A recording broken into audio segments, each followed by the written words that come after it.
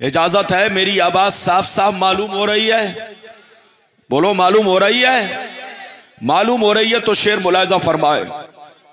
सरकार आला हजरत अजीमुल बरकत इमाम इश्क व मोहब्बत सैयदी सरकार इमाम अहमद रजा फाजिल बरेलवी फरमाते हैं, वाह क्या मर्तबा ए गौस है बाला तेरा, वाह क्या मर्तबा ए गौस है बाला तेरा, ऊंचे ऊंचों के सरों से कदम आला तेरा, और सर भला क्या कोई जाने के है कैसा तेरा, सर भला क्या कोई जाने के है कैसा तेरा, औलिया मलते हैं आंखें वो है तलवा तेरा, और क्या दबे जिस पे हिमायत का हो पंजा तेरा, क्या दबे जिस पे हिमायत का हो पंजा तेरा, शेर को खतरे में लाता नहीं कुत्ता तेरा।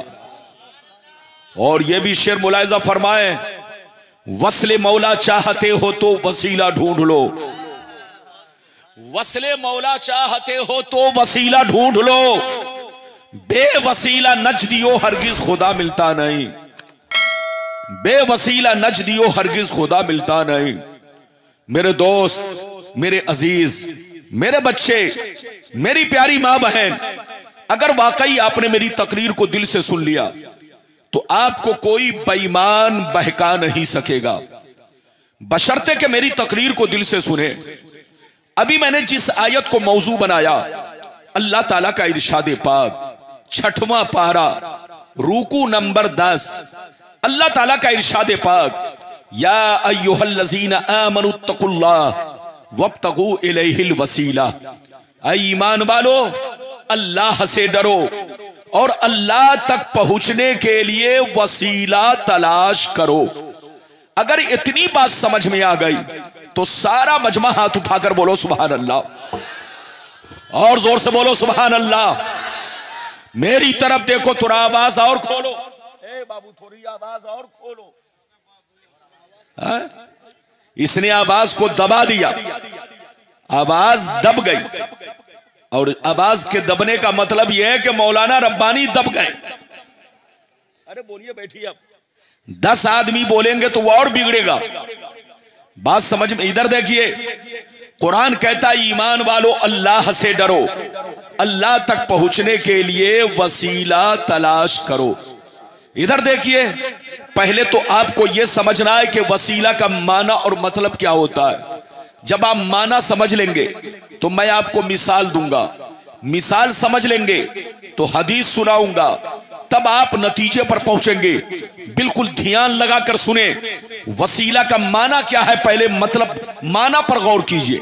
वसीला का माना और मतलब अगर आप उर्दू लोगत में देखना चाहें, उर्दू डिक्शनरी में देखना चाहें, तो आपको वसीला का माना मिलेगा जरिया, वसीला का माना मिलेगा आसरा, वसीला का माना मिलेगा सहारा। ये तो आपको उर्दू जबान में वसीला का माना मिलेगा। लेकिन अरबी में देखना चाहें तो अरबी डिक्शनरी देखें, अरबी लोगत देखें, आपको वसीला का माना मिलेगा तकर्रुब हासिल करने का जरिया। मेरी तरफ देखिए, चाहे उर्दू जबान हो चाहे अरबी जबान हो, अल्फाज अलग अलग हैं मगर मतलब दोनों का एक है।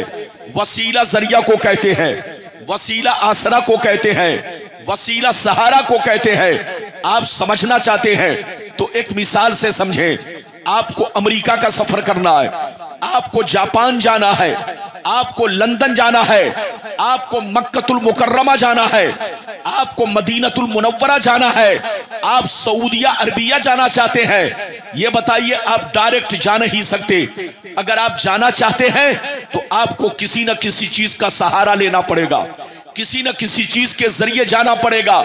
तब आप अमेरिका पहुंचेंगे, तब आप जापान पहुंचेंगे, तब आप लंदन पहुंचेंगे, तब जाकर के आप मक्कतुल मुकर्रमा पहुंचेंगे, तब जाकर के सऊदिया अरबिया पहुंचेंगे। और ज़हन को करीब कीजिए, मेरी तरफ देखिए।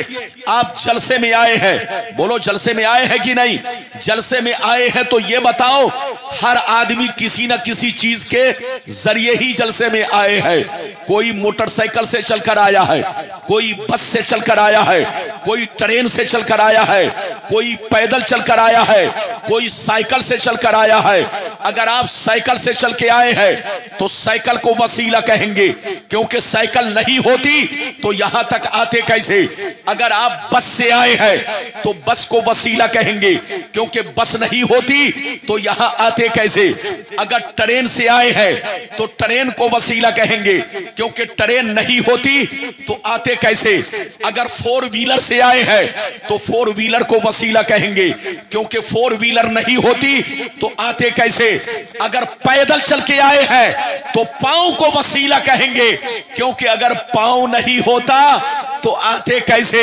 मेरी तरफ देखिए, जो चीज आपको मंजिल तक पहुंचा दे, जो चीज आपको मंजिल तक पहुंचा दे, मंजिल से करीब कर दे, उसी करीब करने वाली चीज को वसीला कहते हैं।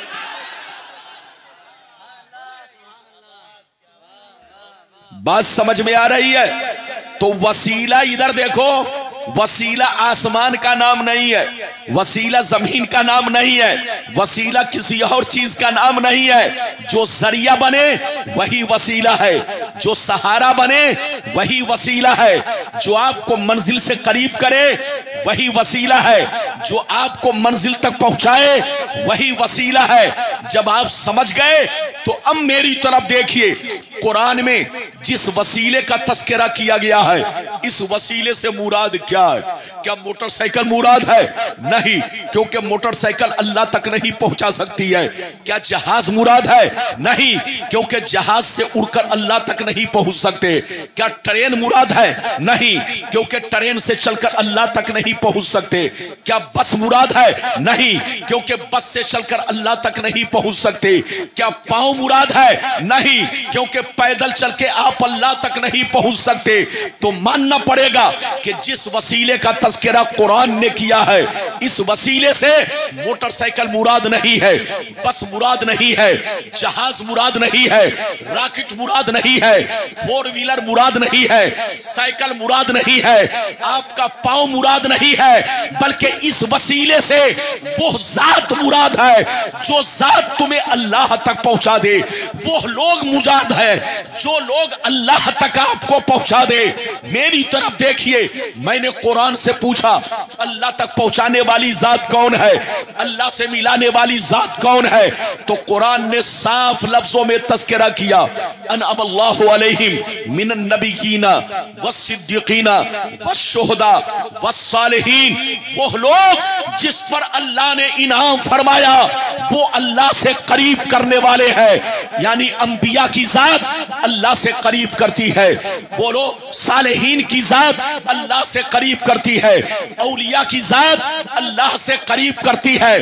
तो कुरान की आयत का मतलब यह हुआ, ऐ ईमान वालो अल्लाह से डरो और नबियों से करीब हो जाओ, सिद्दीकीन से करीब हो जाओ, सालेहीन से करीब हो जाओ, गौसे आजम से करीब हो जाओ, गरीब नवाज से करीब हो जाओ, आला हजरत से करीब हो जाओ, सरकार मुफ्ती आजम हिंद से करीब हो जाओ, मखदूम समनानी से करीब हो जाओ, मखदूम पंडवी से करीब हो जाओ, इन अल्लाह वालों से करीब हो जाओ, क्योंकि ये अल्लाह से करीब हो चुके हैं। जब तुम इनसे करीब हो जाओगे तो ये तुमको भी अल्लाह से करीब कर देंगे।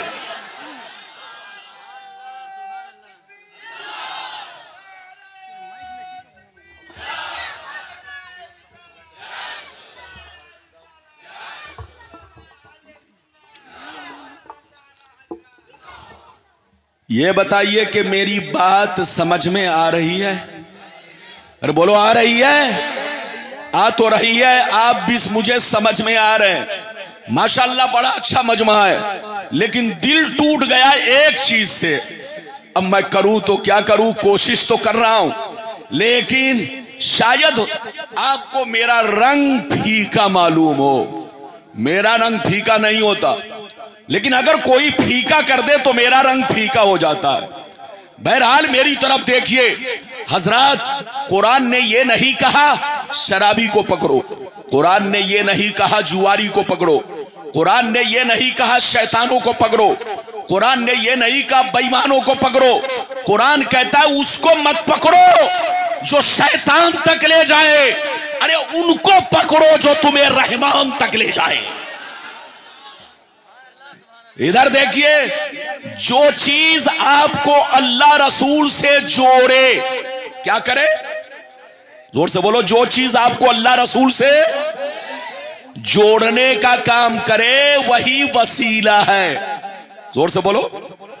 जो चीज आपको अल्लाह रसूल से जोड़ने का काम करे वही, और जो तोड़ने का काम करे वही शैतान है। अरे जोर से बोलो। सुभान अल्लाह। जो अल्लाह रसूल से जोड़ने का काम करे वो वही वसीला है, और जो तोड़ने का काम करे वही शैतान है।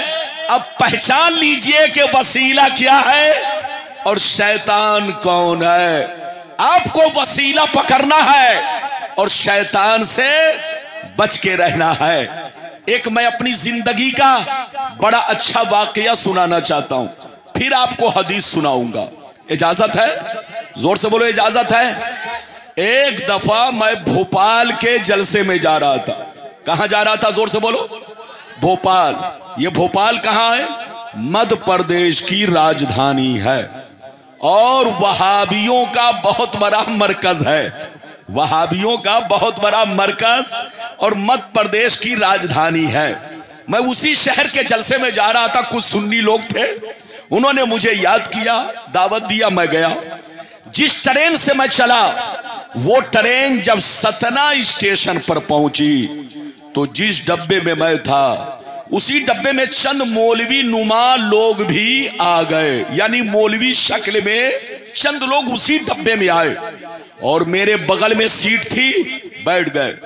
जब ट्रेन आगे बढ़ी तो कुछ देर के बाद वो लोग मुझसे पूछते हैं आपका नाम क्या है? मैंने कहा मेरा नाम गुलाम रब्बानी इलाहाबादी है। जैसे मेरा नाम सुना तो चौंक पड़ा। कहा मौलाना मैं तो समझता था कि आप 80 साल के बूढ़े होंगे, लेकिन आप तो बिल्कुल जवान आदमी हो। मैंने कहा अच्छा जनाब, चलिए कम से कम आपकी गलत फहमी तो दूर हो गई। आप समझते थे 80 साल का, लेकिन मैं हूं जवान। उसने कहा अच्छा मौलाना ये बताइए आप किस मदरसे से ताल्लुक रखते हैं? मैंने कहा दारुल उलूम गरीब नवाज इलाहाबाद। जैसे गरीब नवाज का नाम लिया उसके चेहरे का जोग्राफिया बदल गया, चेहरा उदास हो गया। अब वो तीनों मौलवी थे, मेरा मजाक उड़ाने लगे, कहने लगे लगता है आप आला हजरत वाले हैं। मैंने कहा अल्लाह का शुक्र है मैं आला हजरत वाला हूं। वो तीनों मौलवी कहने लगे लगता है रजा खानी है। मैंने कहा अल्लाह का शुक्र है मैं रजा खानी हूं। वो तीनों मौलवी कहने लगे लगता है आप वसीले वाले हैं। मैंने कहा अल्लाह का शुक्र है मैं वसीले वाला हूं। वो तीनों मौलवी कहने लगे मौलाना रब्बानी हम लोग तो डायरेक्ट वाले हैं, हम लोग गौस को नहीं मानते, ख्वाजा को नहीं मानते, आला हजरत को नहीं मानते, किसी बुजुर्ग पीर को नहीं मानते, सारा मामला डायरेक्ट रखते हैं। जैसे इतना कहा, ध्यान से सुनिए, जैसे इतना कहा तो मैंने तीनों मौलवी से पूछा अच्छा ये बताइए आप लोग का नाम क्या है? एक ने कहा मेरा नाम अब्दुल्ला है, दूसरे ने कहा मेरा नाम अब्दुल सत्तार है, तीसरे ने कहा मेरा नाम सुहैल है। मैंने तीनों से पूछा तुम लोग कहां जा रहे हो? कहने लगा मैं तबलीग करने जा रहा हूं। मैंने कहा अच्छा तबलीग करने जा रहे हैं, तबलीग में क्या होता है? मैंने पूछा तबलीग में क्या होता है? वो तीनों कहने लगे लोगों को हिदायत देना, लोगों को नमाजी बनाना, लोगों को सीधे रास्ते पर लाना। जैसे इतना कहा तो मैंने पूछा अच्छा मौलाना ये बताओ हिदायत देना किसका काम है? मैंने पूछा हिदायत देना किसका काम है? वो तीनों मौलवी कहने लगे अल्लाह का। तो मैंने कहा मौलाना जब हिदायत देना अल्लाह का काम है तो तुमको तबलीग करने की क्या जरूरत है? भोपाल जाने की क्या जरूरत है? इस्तेमा करने की क्या जरूरत है? ये सफर करने की क्या जरूरत है? चुपचाप घर में बैठ जाओ। अल्लाह जिसको हिदायत देगा नमाजी बन जाएगा, अल्लाह जिसको हिदायत देगा रोजेदार बन जाएगा, अल्लाह जिसको हिदायत देगा हाजी बन जाएगा। तुमको तबलीग करने की क्या जरूरत है? भोपाल जाने की क्या जरूरत है? इस्तेमा करने की क्या जरूरत है? वो तीनों मौलवी गुस्से में आकर कहने लगा मौलाना रब्बानी हिदायत देना अल्लाह ही का काम है, लेकिन बीच में कोई ना कोई जरिया होता है, बीच में कोई ना कोई सहारा होता है। तब मैंने कहा नादान मौलवी, तुम पढ़ लिख कर जाहिल बन चुके हो। अरे जिसको तुम जरिया कहते हो इसी को हम लोग वसीला कहते हैं।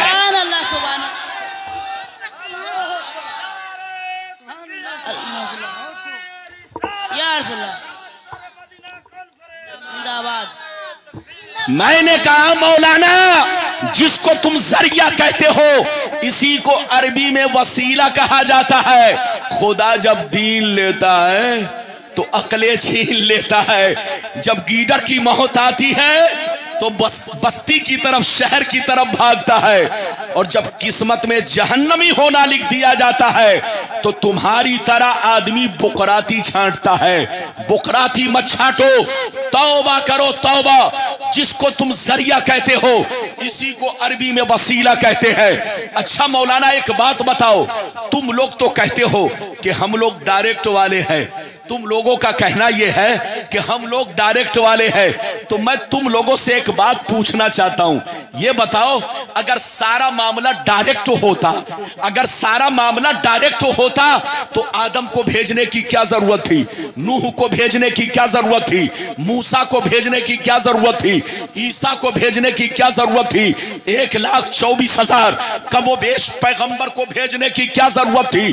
अल्लाह को सब पता है कौन मोमिन है कौन काफिर है। अल्लाह को सब पता है कौन कलमा पढ़ेगा कौन नहीं पढ़ेगा। अल्लाह को सब मालूम है कौन ईमान लाएगा कौन नहीं लाएगा, कौन कलमा पढ़ेगा कौन नहीं पढ़ेगा।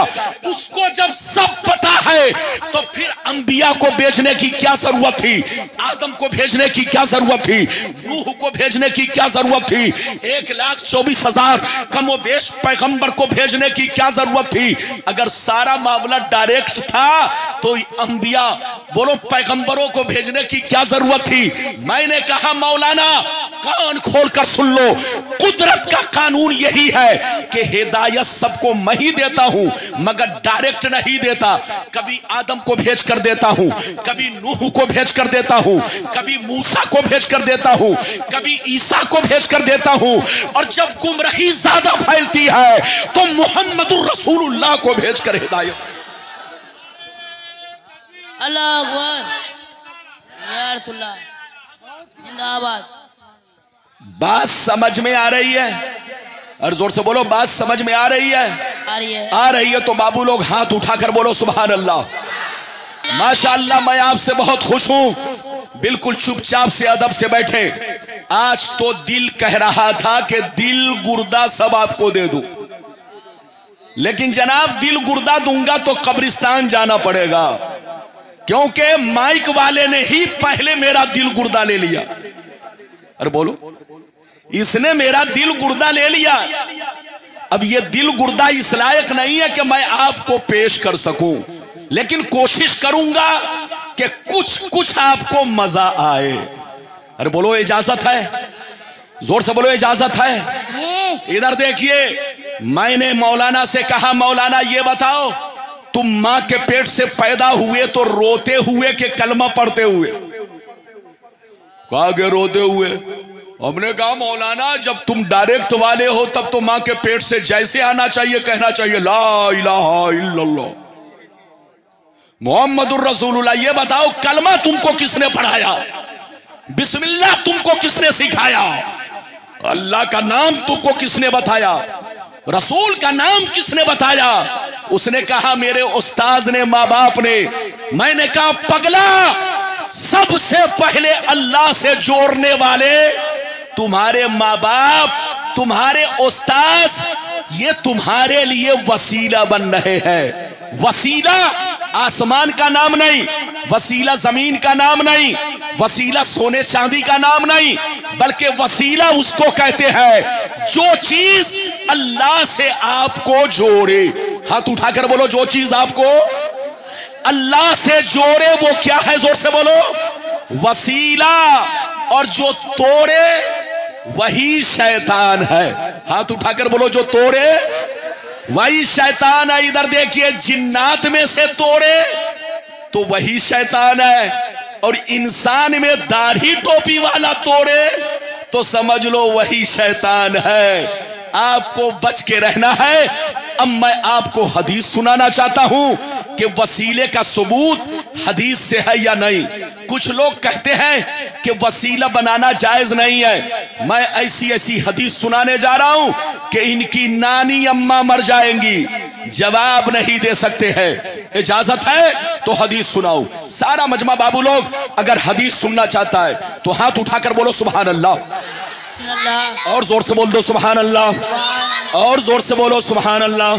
माशाअल्लाह, गौर से सुनो। तिरमिजी शरीफ जिल्दे सानी बाबुद्दाबाद सफा नंबर 198 अन उस्मान बिन हुनैफ रदियल्लाहु तआला अन्हु क़ाल इन्ना रजुलन ज़रीरल बसरे अतन नबिया सल्लल्लाहु अलैहि वसल्लम फ़क़ाल या रसूल अल्लाह उदुल्लाह युआफ़ियनी फ़क़ाल इन शीत दऊतु व इन शीत सबरता फ़हुवा खैरुल लक क़ाल फदुहु क़ाल फ़अमरहु अन यतवज़्ज़ा फ़युहसिनु वज़ुआ व यदउ बिहाज़ा दुआ अल्लाहुम्मा इन्नी अस्अलुका अल्लाहुम्मा इन्नी अस्अलुका व अतवज्जहु इलैका बिनबिय्यिका मुहम्मदिन नबिय्यिर रहमा।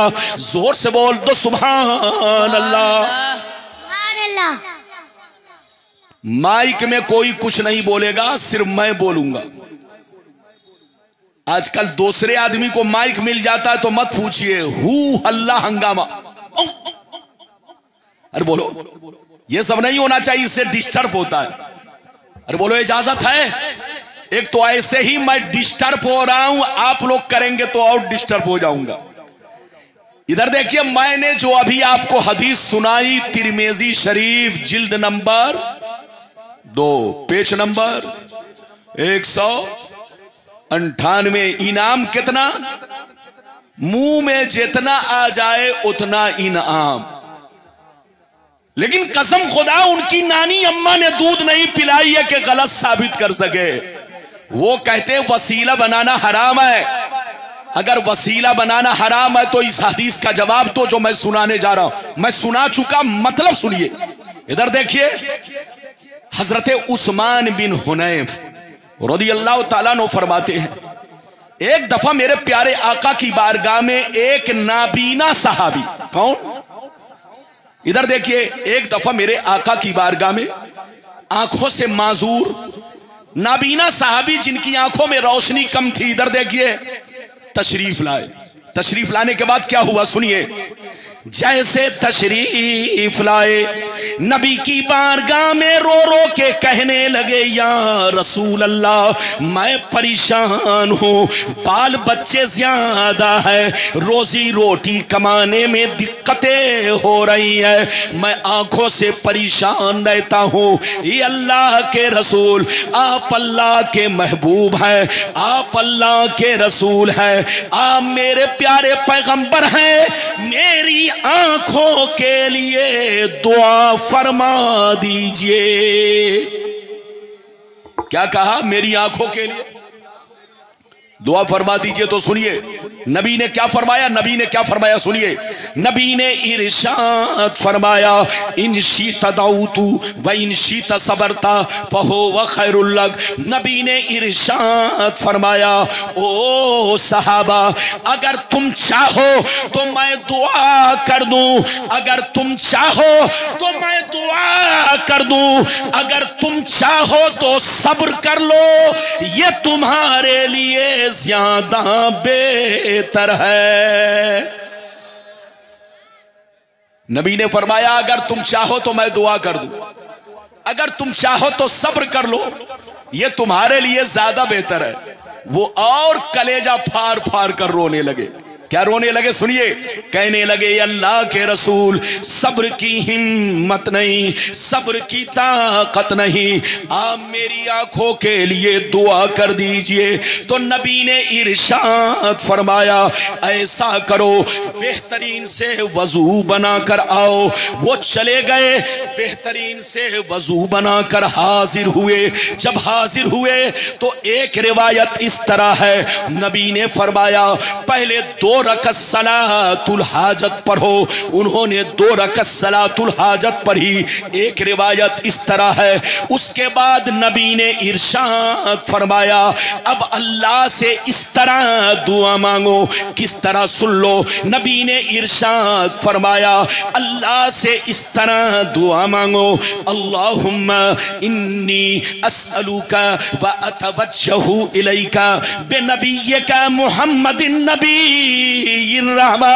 नबी ने फरमाया, अल्लाह से इस तरह दुआ मांगो, आए मेरे परवरदिगार, मैं बड़ा परेशान हूं। आज तेरे नबी के वास्ते, तेरे नबी के वसीले से, रहमत वाले आका मोहम्मद के वसीले से आंखें मांग रहा हूं, बीनाई मांग रहा हूं, रोशनी मांग रहा हूं। अल्लाह अपने महबूब के वसीले से मुझे आंखें दे दे, मुझे रोशनी दे दे, मुझे बीनाई दे दे।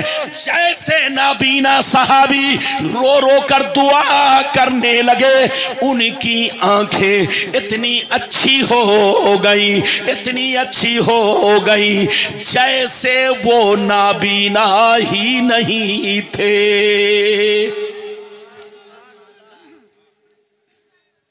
कितने लोगों ने हदीस सुन लिया? हाथ उठाकर बोलो सुभान अल्लाह, और जोर से बोलो। इजाजत है? जल्दी बोलो, इजाजत है, और जोर से बोलो, इजाजत है। बाबू लोग हाथ उठाकर बोलो सुभान अल्लाह।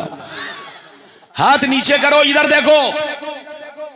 सहाबी ने रो रो कर दुआ किया, ये अल्लाह आज तेरी बारगाह में मोहम्मद के वसीले से, रहमत वाले आका के वसीले से आंखें मांग रहा हूं। ये अल्लाह मुझे आंखें दे दे, रोशनी दे दे। जैसे दुआ कंप्लीट हुई, उनकी आंखें इतनी शानदार हो गई कि देखने वाले को पता नहीं चल रहा था कि पहले वो नाबीना थे, बल्कि आंख वाले से भी बेहतर आंख वाले हो गए।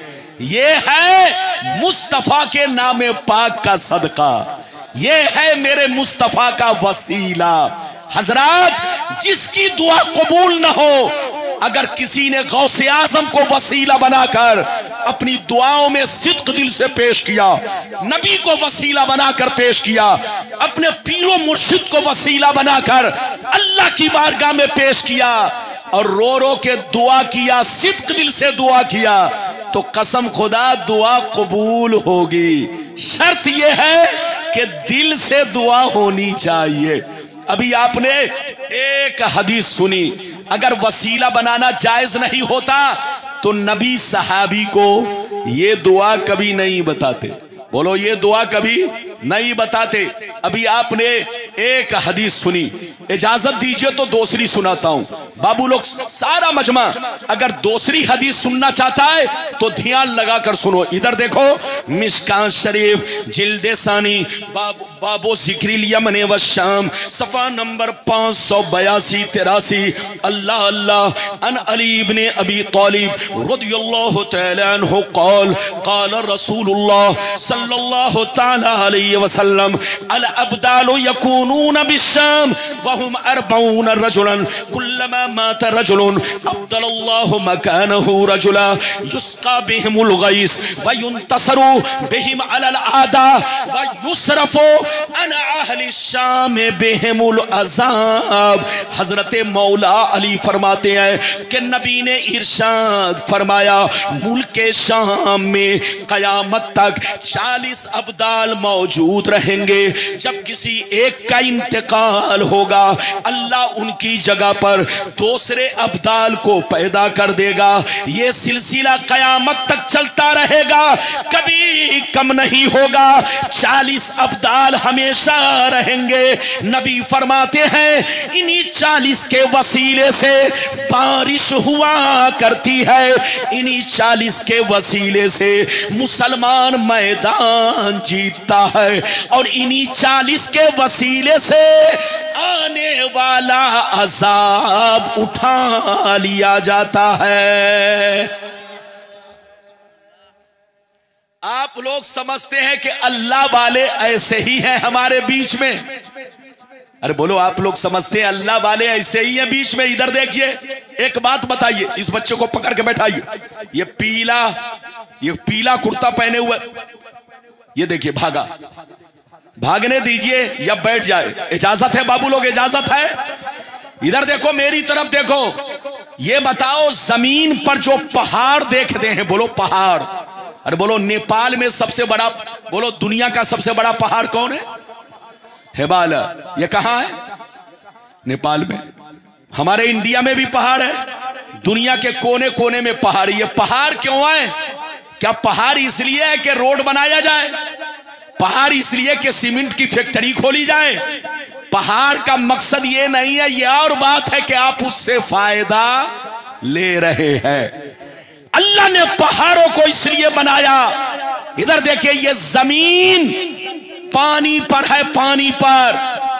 अल्लाह ने पहाड़ों को कील बनाकर पैदा किया है। क्या बनाकर? जोर से बोलो। ये जमीन के लिए कील है। जैसे देखिए, शामियाना के लिए ये खंबा है, खंबा।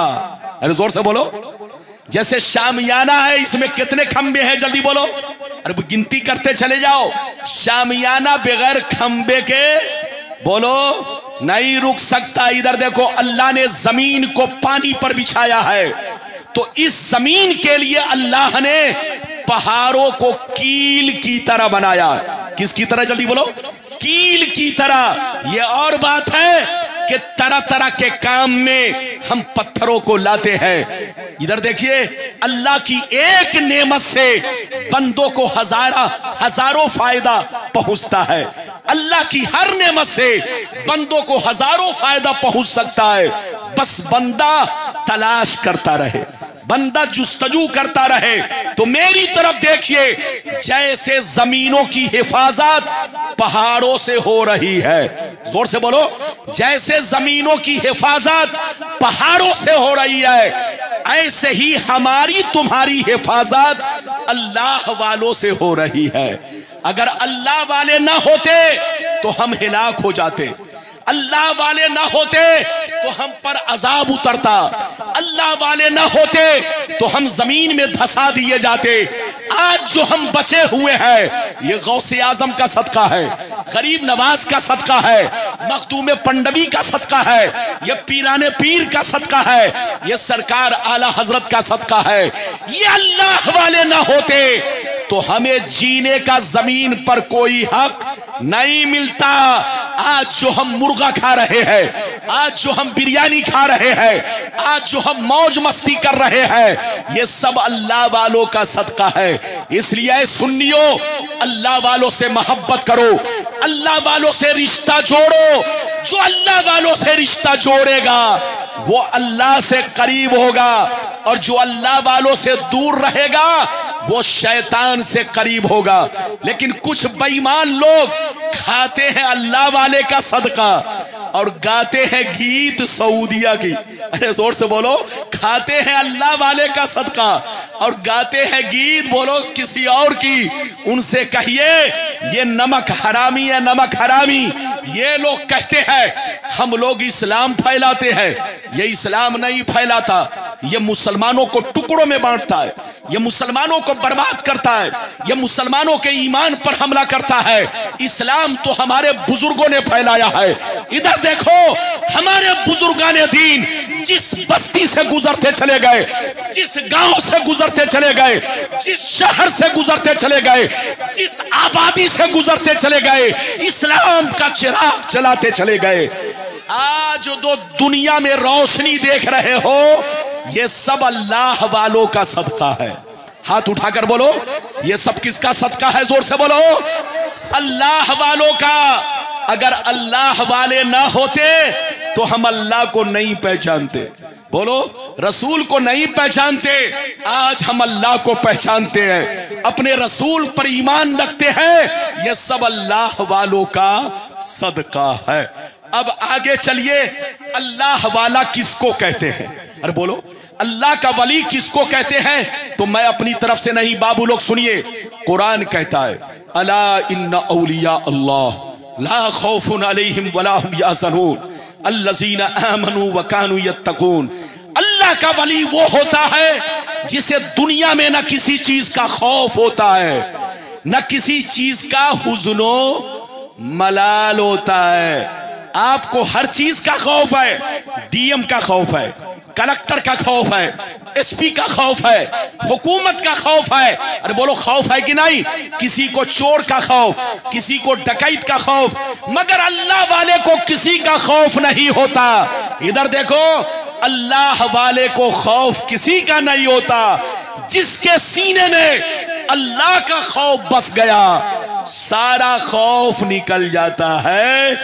अल्लाह वाला वो होता है, अल्लाह का वली वो होता है जो दुनिया वालों से बेखौफ होता है और दुनिया की हर चीज से बेगम होता है। अल्लाह का वली वो होता है जो पक्का मोमिन होता है, पक्का परहेजगार होता है। आजकल लोग क्या समझते हैं? इधर देखिए, जो पीर बन गया वली बन गया। अरे बोलो, लोग समझते हैं कि नहीं? जो पीर बन गया वली बन गया। ये जरूरी नहीं है कि जो पीर बन गया वो वली बन गया। हजरत, पीर होना अलग है, वली होना अलग है। जोर से बोलो, पीर होना अलग है, वली होना अलग है। तुम्हारा पीर तुम्हारी नजर में वली है, मगर शरीयत की नजर में वली है कि नहीं, वो उलमा से पूछो। याद रखो, मौलाना रब्बानी को देखो या अपने पीर को देखो या हमारे मौलाना को देखो, किसी को भी दुनिया में देखो तो अपनी आंखों में हदीसों कुरान का चश्मा लगा कर देखो। एक आंख में कुरान का चश्मा, दूसरी आंख में हदीस का चश्मा। अगर इस चश्मे के मुताबिक उसकी जिंदगी हो तो समझ लो वो बाअमल है, और अगर चश्मे के खिलाफ उसकी जिंदगी हो तो समझ लो वो बेअमल है। अल्लाह का वली, इधर देखिए, अल्लाह का वली हमारे और आपके बीच में रहता है। यह और बात है कि हम आप पहचानते नहीं है। बायजीद बुस्तामी कहते हैं, अल्लाह को पहचानना आसान है, मगर वली को पहचानना बहुत मुश्किल काम है। इधर देखिए, आसमान को देखा, अल्लाह को पहचान लिया। जमीन को देखा, अल्लाह को पहचान लिया। पेड़ पौधों को देखा, अल्लाह को पहचान लिया। अपने आप को देखा, अल्लाह को पहचान लिया। तो अल्लाह को पहचानना आसान है, मगर वली को पहचानना बहुत मुश्किल काम है। ध्यान से सुनो, वली आपके बीच में है, आपके साथ खा रहे हैं, आपके साथ पी रहे हैं, बातें कर रहे हैं, लेकिन आप पहचान नहीं पाते कि अल्लाह का वली कौन है। मैं आपको पहचान बता दूं, अल्लाह का वली वो होता है जिसका लम्हा लम्हा अल्लाह की रजा के लिए गुजरे, जो खाना खाए भी तो अल्लाह के लिए, पानी पिए भी तो अल्लाह के लिए, सोए भी तो अल्लाह के लिए, शादी भी करे तो अल्लाह के लिए, बच्चे भी पैदा करे तो अल्लाह के लिए, कारोबार भी करे तो अल्लाह के लिए, किसी को कुछ दे तो अल्लाह के लिए। अल्लाह का वली वो होता है जो अपनी पूरी जिंदगी अल्लाह के सुपुर्द कर दे, अल्लाह के हवाले कर दे, अल्लाह की रजा के लिए करे। पानी पिए तो अल्लाह की मोहब्बत में, खाना खाए तो अल्लाह की मोहब्बत में, नमाज पढ़े तो अल्लाह की मोहब्बत में, रोजा रखे तो अल्लाह की मोहब्बत में, चंदा दे तो अल्लाह की मोहब्बत में, मदरसा बनाए तो बाल बच्चों के लिए नहीं, अल्लाह की मोहब्बत में, दीन का काम करे तो अल्लाह की मोहब्बत में। अल्लाह का वली वो होता है कि उनके सीने में अल्लाह के सिवा किसी और की मोहब्बत नहीं होती। अरे बोलो, अल्लाह का वली वो होता है जिसके सीने में अल्लाह के सिवा किसी और की मोहब्बत। हाथ उठाकर बोलो, अल्लाह के सिवा किसी और की मोहब्बत। लगता है कि आप लोग थक गए। अरे बोलो, थके तो नहीं, लेकिन मैं थक गया हूं। मैं जानता हूं मैं कितनी मेहनत से बोल रहा हूं, मैं अपने रंग में नहीं आ रहा हूं, फिर भी कोशिश कर रहा हूं कि मैं आपको अपना पैगाम पहुंचाऊं। इजाजत है? जल्दी बोलो, इजाजत है? मैं 2 मिनट में आपको हदीस सुनाऊंगा, लेकिन एक बात आपको पहले सुननी पड़ेगी। इजाजत है? जोर से बोलो, हाथ उठाओ, हाथ नीचे करो। सैयदना इब्राहिम बिन अदहम, सैयदना इब्राहिम बिन अदहम रदियल्लाहु ताला अन्हु एक दफा अपने महल में आराम कर रहे थे। क्या कर रहे थे? महल में आराम कर रहे थे। रात का वक्त था। जल्दी बैठाइए उनको। क्या वक्त था? जोर से बोलो। रात का वक्त था। ध्यान से सुनिए, इधर देखिए। रात का वक्त था। अचानक छत पर चलने की आवाज मिली। बोलो, छत पर चलने की। छत पर चलने की। आप बिस्तर से उठे, छत पर गए। जैसे छत पर गए, इधर देखिए, देखा कि एक नौजवान छत पर घूम रहा है। रात के सन्नाटे में एक नौजवान छत पर। हजरते इब्राहिम बिन अदम छत पर गए। जैसे नौजवान को देखा, डर गए कि ये रात के सन्नाटे में इतना लंबा चौड़ा नौजवान और चमकदार चेहरे वाला कौन है? हजरत इब्राहिम बिन अदम को जैसे उस नौजवान ने देखा तो कहा अस्सलाम वालेकुम। बादशाह ने कहा वालेकुम अस्सलाम। तुम कौन हो? इस सन्नाटे में रात में क्या कर रहे हो? उसने कहा बादशाह, मैं अपना ऊंट तलाश कर रहा हूं। क्या कहा? जोर से बोलो। बादशाह, मैं अपना ऊंट तलाश कर रहा हूं। हजरत इब्राहिम बिन अदम ने कहा अबे पगला, अगर तुम्हारा ऊंट खो गया है तो जंगल में जाओ। तुम्हारा ऊंट खो गया है तो रेगिस्तान में तलाश करो। तुम्हारा ऊंट खो गया तो कहीं और तलाश करो। ये छत पर तुम्हारा ऊंट कैसे मिल सकता है? वक्त को क्यों बर्बाद कर रहे हो? तो उस नौजवान ने कहा बादशाह, बस खामोश हो जाइए, मैं आपको जवाब देने आया हूं। कान खोलकर सुनिए। आप अल्लाह से मोहब्बत करते हैं, आप अल्लाह की खूब इबादत करते हैं, आप चाहते हैं कि अल्लाह हमको मिल जाए, अल्लाह से करीब हो जाए। कान खोलकर सुनिए। जैसे ऊंट छत पर नहीं मिल सकता, ऐसे ही अल्लाह तुमको बादशाहत में नहीं मिल सकता। अगर तुमको अल्लाह से मोहब्बत है तो इस कुर्सी को लात मारो। जिस सीने में अल्लाह की मोहब्बत होती है, दुनिया की मोहब्बत नहीं होती। और जिसके सीने में दुनिया की मोहब्बत होती है, अल्लाह की मोहब्बत नहीं होती। अगर तुम अल्लाह से मिलना चाहते हो, अल्लाह से करीब होना चाहते हो, अल्लाह का वली बनना चाहते हो, तो ऐ बादशाह, कुर्सी की मोहब्बत सीने से निकाल दो। अल्लाह तुमको दोस्त बना लेगा, अल्लाह तुमको महबूब बना लेगा। इस वाकया से पता चला कि जो अल्लाह का वली होता है वो अपनी जिंदगी का लम्हा लम्हा अल्लाह की मोहब्बत में गुजारता है। अच्छा, एक बात और सुनिए। यूसुफ अलैहिस्सलाम का नाम सुना है? हाथ उठाओ। मैंने हाथ उठाया, आप तो पहले गिरा दी। ये बताओ, पानी बाद में पीजिएगा बाबू। तकरीर मैं कर रहा हूं, मेहनत मुझको लग रही है। देख रहे हैं मौलाना लोग घटा घट पानी पी रहे हैं। क्यों हाजी साहब? अच्छा, एक बात बताइए, यूसुफ अलैहिस्सलाम और जुलेखा का वाकया सुना है कि नहीं? इधर देखिए, बहुत लंबा वाकया है। अगर मैं बयान करूंगा तो घंटों लग जाएगा। बस इतना समझिए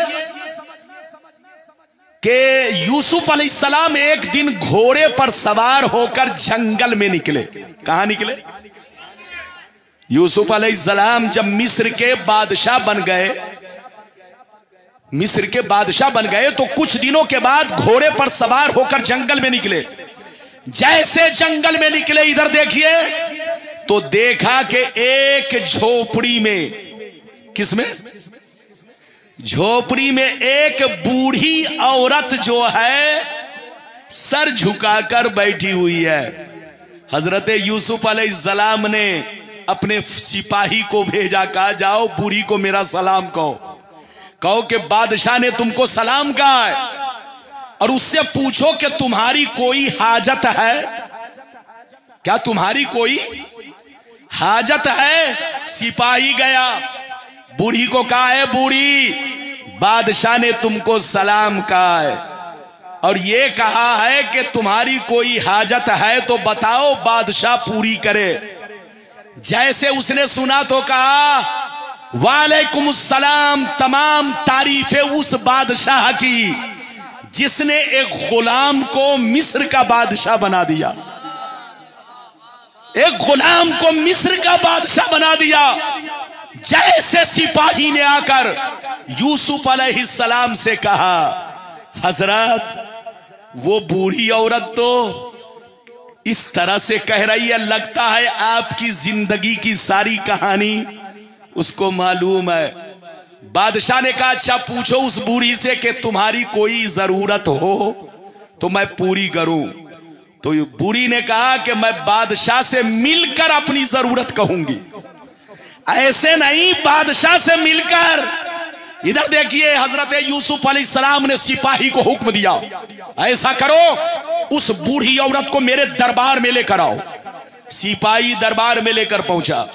जैसे पहुंचा, उस बूढ़ी औरत ने कहा बादशाह आप पहले मुझसे वादा कीजिए कि मैं 3 चीजें आपसे मांगूंगी, आपको तीनों मेरी पूरी करनी है। वो मेरी हर चीज, बोलो, अपना वादा आपको पूरा करना है, मेरी वो हाजत पूरी करनी है। बादशाह ने कहा बताओ पहली चीज क्या है। उसने कहा बादशाह आप अल्लाह के नबी हैं, आप दुआ कर दीजिए कि मेरी आंखों में रोशनी आ जाए ताकि मैं आपका चेहरा देख सकूं, मैं आपका दीदार कर सकूं, मैं आपकी जियारत कर सकूं। हजरत यूसुफ अलैहिस्सलाम ने दुआ किया, ये अल्लाह इस बूढ़ी औरत की आंखों में रोशनी दे दे ताकि ये मुझे देख सके, पहचान सके। अल्लाह ने यूसुफ अलैहिस्सलाम की दुआ कबूल फरमाई और इधर देखिए उस बूढ़ी औरत के आंखों में रोशनी जवानी की तरह वापिस आ गई, बिल्कुल पलट गई रोशनी। जैसे जवान की आंखें होती है, जवान औरत की आंखें हैं, वैसे ही उनकी आंखें हो गई। फिर बादशाह ने पूछा बताओ तुम्हारी दूसरी हाजत क्या है। उसने कहा दूसरी हाजत यह है कि मैं जवान बन जाऊं। कहा है बादशाह आपके इश्क में रोते रोते मैं अंधी बन गई, वक्त से पहले मैं बूढ़ी हो गई। मैं वही जुलेखा हूं जिसने आप पर गलत इल्जाम लगाया। हुजूर मैं आपसे माफी चाहती हूं, हुजूर आप मेरी गलती को माफ कर दिया जाए, मेरी दूसरी हाजत पूरी फरमाए। आपके इश्क में रोते रोते मैं अंधी बन चुकी हूं, वक्त से पहले बूढ़ी हो चुकी हूं। हजरत यूसुफ अलैहिस्सलाम ने दुआ किया तो उसकी जवानी पलट गई। 2 हाजत। अब तीसरी हाजत सुनिए। जुलेखा ने कहा हुजूर मैं अब जवान भी हो चुकी हूं, मेरी जवानी पलट चुकी है और मैं आपके इश्क में पागल हो चुकी हूं, अपनी पूरी जिंदगी गुजार चुकी हूं। मेरी तमन्ना है कि मुझसे शादी कर ले, मुझसे निकाह कर ले। यूसुफ अलैहिस्सलाम ने इनकार किया। जैसे इनकार करना था हजरत जिब्रील आ गए और कहने लगे अल्लाह के पैगंबर यूसुफ आपको जुलेखा ने पसंद किया है और अल्लाह ने जुलेखा को पसंद फरमा लिया है। अल्लाह का हुक्म यह है कि जुलेखा का दिल ना तोड़े, आप इनकी हाजत पूरी करें, इनसे निकाह फरमा ले। अल्लाह ने जैसे यूसुफ अलैहिस्सलाम को हुक्म दिया, यूसुफ अलैहिस्सलाम ने जुलेखा से निकाह फरमाया। अब 1 मिनट की बात सुनिए। जब मियाँ बीवी की जिंदगी गुजारने लगे, मियाँ बीवी की जिंदगी गुजारने के बाद एक वक्त ऐसा भी आया, जल्दी बोलो, एक वक्त ऐसा भी आया कि जुलेखा की मोहब्बत कम होने लगी। जोर से बोलो, जुलेखा की मोहब्बत कम होने लगी। यूसुफ अलैहिस्सलाम ने कहा ऐ जुलेखा पहली वाली मोहब्बत तुम्हारे अंदर नहीं है, पहली वाली तड़प तुम्हारे अंदर नहीं है, आखिर क्या बात है। जुलेखा ने कहा हुजूर जब से अल्लाह का इश्क मेरे सीने में बस गया है, आपके इश्क ने अल्लाह का इश्क पैदा कर दिया है। आपकी मोहब्बत ने अल्लाह की मोहब्बत पैदा कर दी है। जब से मेरे सीने में अल्लाह की मोहब्बत समा गई है, सारी मोहब्बत कम हो चुकी है। ये है अल्लाह के नेक बंदी और अल्लाह के नेक बंदों का दिल। जब कोई अल्लाह का वली बन जाता है, नबी बन जाता है, तो अल्लाह से ज्यादा किसी से मोहब्बत नहीं करता। ये बात चली तो मैंने कह दिया। अब आगे चलिए।